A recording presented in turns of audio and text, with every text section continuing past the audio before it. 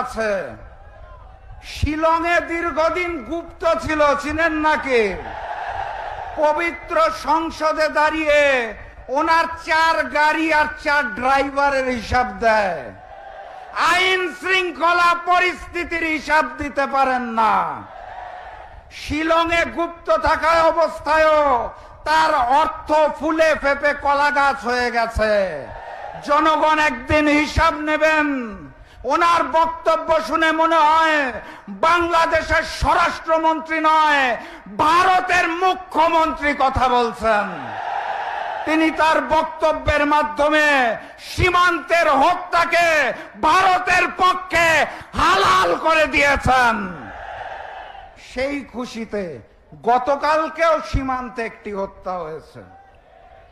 সেই খুশিতে গতকাল ভারত থেকে নবনিযুক্ত হাই কমিশনার বাংলাদেশে পা রেখে ভারতের 140 কোটি মানুষ আর বাংলাদেশের 20 কোটি মানুষ নিয়ে 160 কোটি মানুষের নতুন মানচিত্র করতে চায়।